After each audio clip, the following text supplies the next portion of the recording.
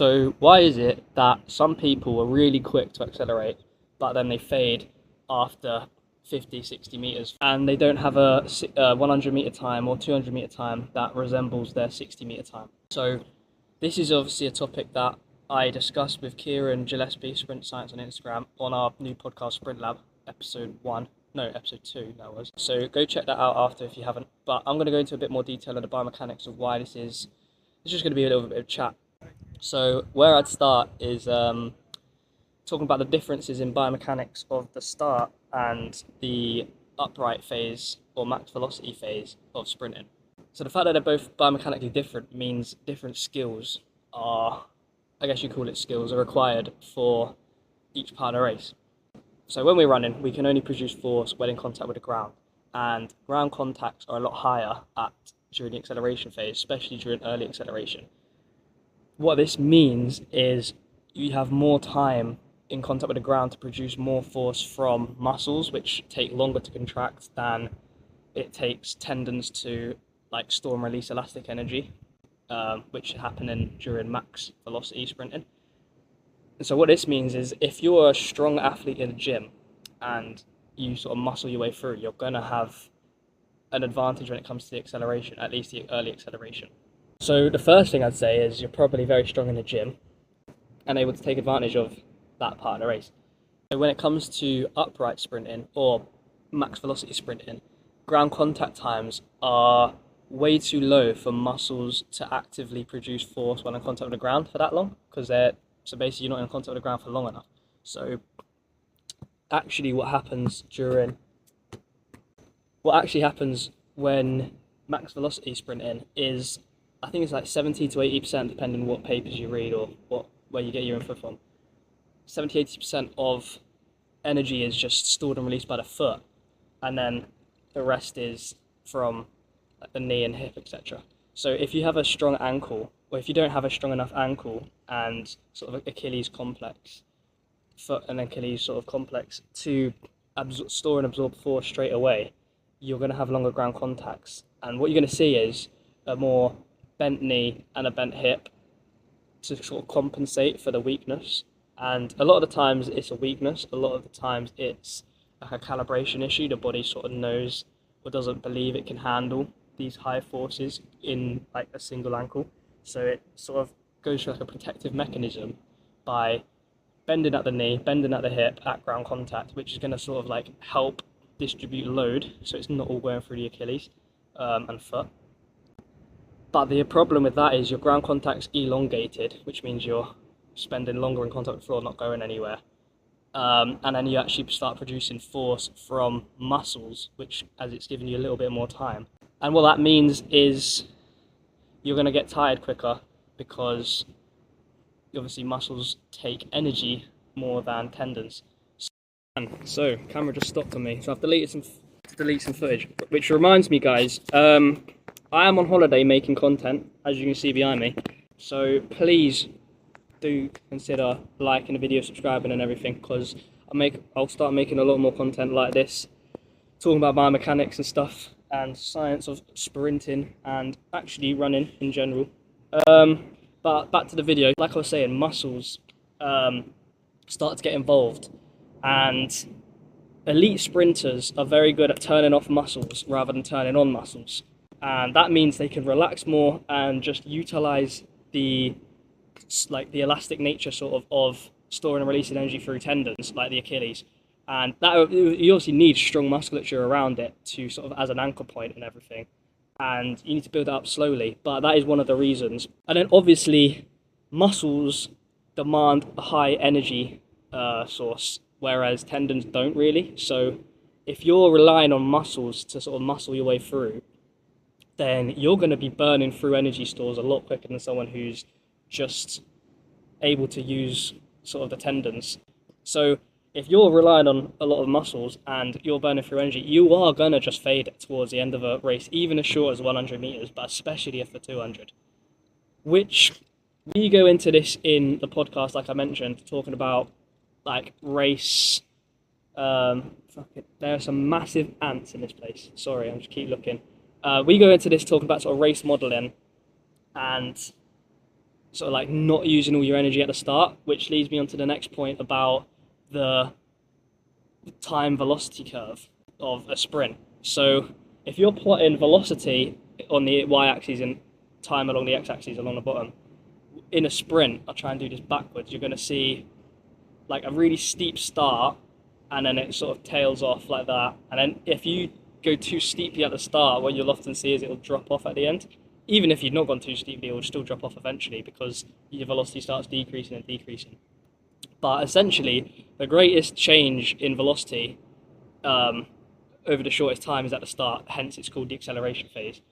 Now, if you're going to have a really steep acceleration, which is really steep velocity over a really short time, that is very much high energy demanding sort of part of the race. So if you're sending that at 110%, you're obviously going to be burning a lot more energy than someone who's sending that at 90% or 80%. Now, I don't recommend like taking it easy at the start, because if you don't have it steep enough in the first place, you'll never reach the max velocity that you should. But at the same time, like, this is why it's a lot easier to run a faster split in a relay, either for a 1 or a 4x4 split, because that is a lot more gradual, that acceleration, and with it being a lot more gradual, sort of like a little running start, you're not burning through that energy store right at the start, and you can sort of like maintain a higher max velocity later on. So I've kind of touched on energy stores, I've kind of touched on biomechanics, but I want to go into more of the biomechanics real quick, of talking about ground contact times at the start, because this gets a bit confusing to people, and I kind of want to like clear things up, because I'm saying to not rush your acceleration and to have longer ground contact times at the start. Now, there is a balance, because if you're having longer ground contact times at the start of a race but applying force in the wrong directions, for example, you're bringing your leg through to catch you and you're applying force directly down at the start because your body's in front of the center of mass, that is time wasted during ground contact. What I'm talking about when I say longer ground contacts is longer ground contact in the right direction as well, and the right direction being the opposite direction to where you want to be going. So Newton's third law, as we've talked about before in other videos, equal and opposite reaction. So you putting in force to the ground, there's an equal and opposite reaction going the opposite way. So if your blocks are slanted like this, if you push in force that way, an equal force is going to be coming that way. At the start of a race, you kind of want to be projecting more horizontally with your force, especially the first 2 or 3 steps, and then eventually you're going to like come more upright. But if you're landing more directly straight down and in front of your center of mass, then your ground contact time will be longer, because you've got to wait for your body to sort of like move over your foot and then push off. So if you're only like measuring ground contact times with no regard to the angle which you're applying the force, then it kind of means nothing. So you can't just look at ground contact times, you also have to look at the angle. So when you sort the angles out, then you can look at the ground contact times and say, look, this is where you're producing force in the right directions now. Now let's make sure you're producing force for long enough. Because if you're someone who's like really at the start, like choppy at the start, like just trying to get the next step in, you are not producing enough force. Basically what I'm saying is, you don't need to achieve a really high step frequency or step length at the start of a race. Just take your time to gradually build that momentum, because now you might think like, oh, but I'm not going to win the race to 10 to 20, 30 meters, and you might, oh, I've got a bad start. But actually, a good start is one that sets up a max velocity phase rather than one that wins the race to 10 to 20 or 30 meters, because no race is that short.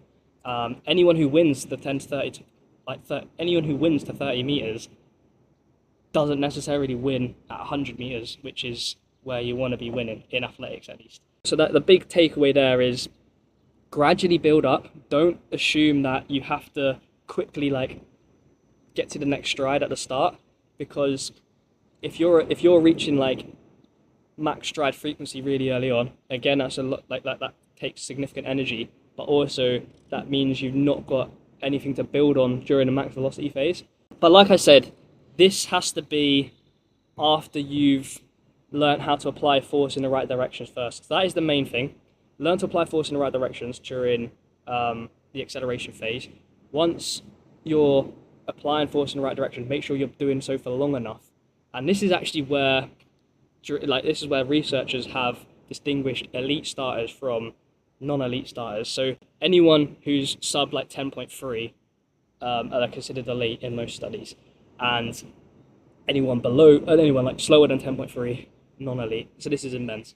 And what they see is those guys, once they've applied force in the right direction, they have longer ground contact times because they're not rushing their acceleration phase. They're deliberately taking longer in the right positions. I can't stress that enough. Which then means more force, which then means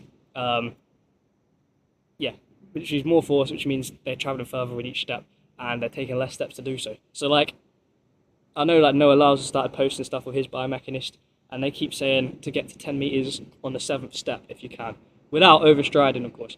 Now, if you're not overstriding, you don't have to overstride. If you're producing force in the complete perfect directions at the right angles, and you're applying accurately at the right place, just through accurately applying force alone, you're gonna travel further, because the resultant force is going to be in the right direction. If you're applying force in the wrong direction, a lot of that force is going to be dispersed and wasted in the wrong direction. So both of those things are important, and what that's going to do is it's going to reduce your energy consumption at the start when the curve is steepest, as I was saying before.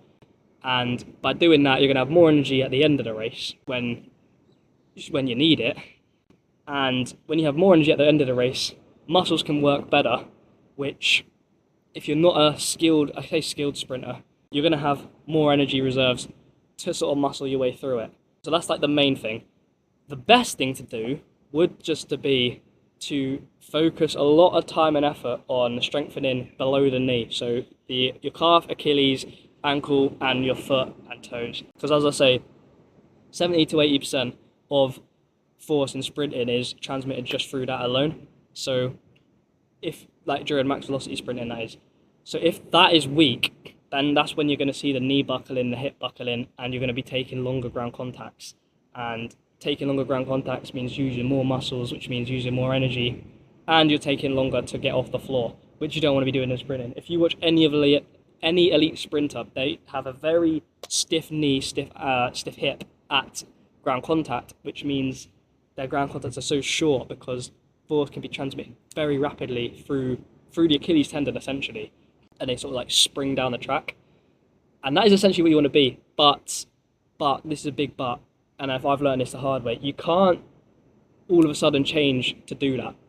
We'll do another video on this because that deserves its own sort of segment. But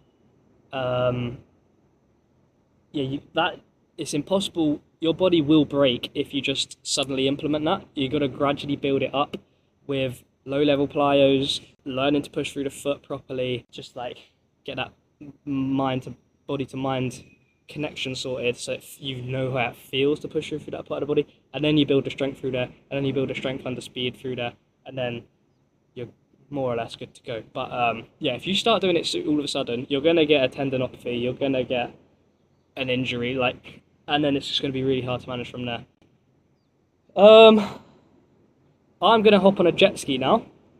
So, yeah, I hope you enjoyed that. I know it was just a bit of a ramble about sort of biomechanics and sprint starts. I feel like I've touched on most stuff, but I feel like I'm missing something. I feel like I want to talk about more, but I can't really think what it is.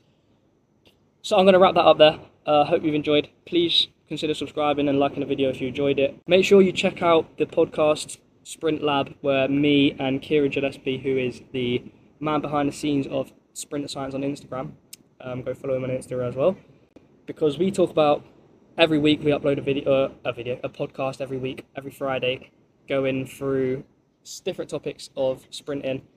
So the first 2 episodes are out now, probably 3 by the time this is up, and yeah, so make sure you check Sprint Lab podcast out. It's on Spotify, it's on Apple Music, I believe, and yeah, right. Thanks for watching. I will see you soon.